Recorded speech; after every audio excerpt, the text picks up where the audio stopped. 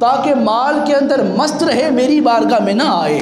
اور اللہ کی بارگاہ میں آ جانے والوں، یاد رکھو آپ سارے مقبول بارگاہ ہو، کہ اللہ نے آپ کو اپنی بارگاہ میں آنے کی توفیق دے رکھی ہے۔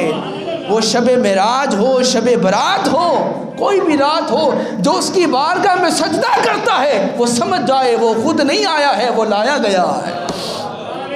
اللہ اکبر کبیر، اللہ اکبر کبیر، یا رسول اللہ زندہ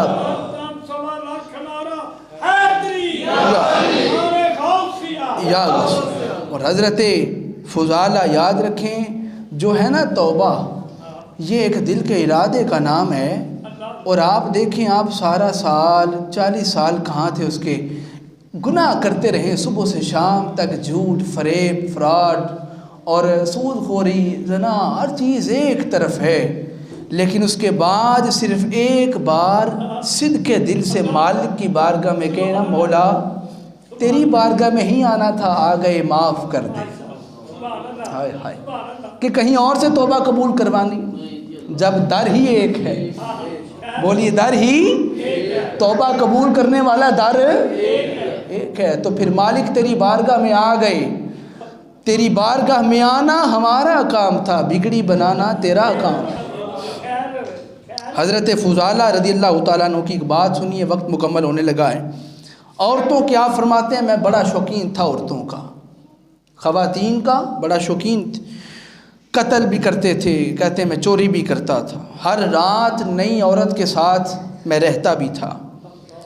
ابو جہل نے اعلان کیا 100 اونٹ دوں گا سرخ رنگ کے، جو معاذ اللہ نقل کفر نہ باشد، جو حضور کا سر اتار کے لائے گا معاذ اللہ، اسے 100 اونٹ دوں گا سرخ رنگ، یعنی مہنگے اونٹ دوں گا۔ کہتے ہیں کہ میں نے اسی وقت دل میں خیال کیا اتنا مال آ جائے گا تو میرے لیے اور آسانی ہو جائے گی۔ اٹھے اور اپنا خنجر تیار کیا اور چل پڑے، اور علم تھا کہ ظہر کی نماز کا وقت ہوتا ہے تو آمینہ کا لال کعبے آتا ہے۔ طواف کرنے کی نیت سے بولیے، حضور آتے ہیں، کہتے ہیں کہ میں نے خنجر تیار کیا اور کعبے کے سامنے آ کے میں بھی طواف کرنا شروع ہو گیا، حضور بھی آ گئے۔ جب حضور آئے تو میں بھی طواف کر رہا ہوں اور حضور بھی طواف کر رہے ہیں۔ ایک مرتبہ میں حضور کے پاس سے گزرا لیکن میری ہمت نہ ہوئی، بولیے میری ہمت نہ ہوئی۔ آپ نے پچھلے حدیث جمعہ سنا نہیں تھا، نصرت بالرعب، حضور فرماتے ہیں میری مدد کی گئی ہے رعب کے ساتھ۔ وہ اٹھنے لگا، وہ آگے ہونے لگا، لیکن رعب پڑ گیا اور پھر آگے نہ ہوا، پیچھے ہٹ گیا۔ ایک چکر ہو گیا، دوسرا چکر، پھر تیسرا چکر، چوتھا چکر، پانچواں چکر، چھٹا چکر، اور چھٹے کے بعد حضور پاس سے گزرے تو کہا فضالہ 6 چکر ہو گئے ہیں میرے۔ ہائے ہائے ہائے ہائے، میرا آخری چکر رہ گیا ہے، تو تم وہ کام کیوں نہیں کر لیتے جس کام کے لیے آئے ہو؟ وہ کام کیوں نہیں کر لیتے؟ کہتے ہیں حضور میں کس کام آیا ہوں؟ فرمایا وہ خنجر نکالو، وہ تمہیں بتا دے گا تم کس کام آئے ہو۔ وہ کام کیوں نہیں کر لیتے؟ اب چھٹے چکر کے بعد جب حضور نے بازو سے پکڑ کے جناب فضالہ کو ہلایا، اب فضالہ ہلے، خنجر نکلا بازو سے اور زمین پہ گرا، خنجر کے گرتے ہی فضالہ بھی حضور کے قدموں میں گر پڑا۔ حضور کے قدموں میں گر کے کہتے ہیں آقا مجھے معاف کر دیں کہ میں اس کام کے لیے آیا تھا۔ حضور نے اٹھایا، سینے لگایا، فرمایا تو نے توبہ کر لی؟ ہائے ہائے ہائے، بولو سارے ذرا سبحان اللہ۔ حضور توبہ کر رہی، آپ کا چہرہ دیکھ لیا، معاف کر دو۔ فرمایا میں نے معاف کر دیا۔ جب میں نے معاف کر دیا تو خدا نے تجھے توبہ کی توفیق بھی دے دی ہوئی ہے۔ جسے حضور معاف کر دیں اس کا مقدر میں توبہ آ جاتی ہے۔ فرمایا جا معاف کیا۔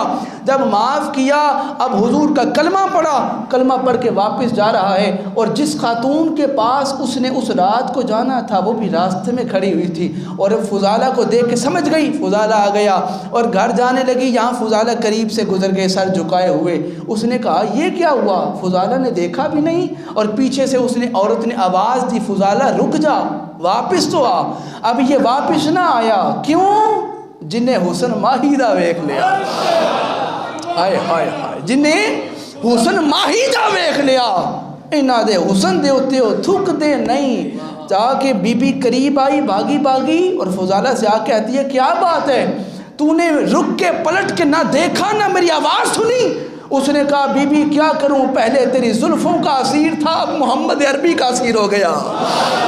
پہلے میں تیرا غلام تھا، اب محمد عربی کا غلام ہو چکا۔ آنکھوں سے چھما چھم آنسو بتا رہے تھے فضالہ کی توبہ قبول ہو گئی ہے۔ آئے توبہ کا قبول ہو جانا اس بات کی دلیل ہے، جب آنکھوں سے آنسو نکل آئیں، دل نرم پڑ جائے، آپ کا عبادت کرنے کے لیے دل کرنے لگ جائے، تو سمجھ جائیں آپ بھی مقبول ہو گئے، توبہ بھی قبول ہو گئی ہے۔ ذات واجب آپ کا سب کا بھلا اور خیر فرمائے۔ شب برات کی رات آ رہی ہے،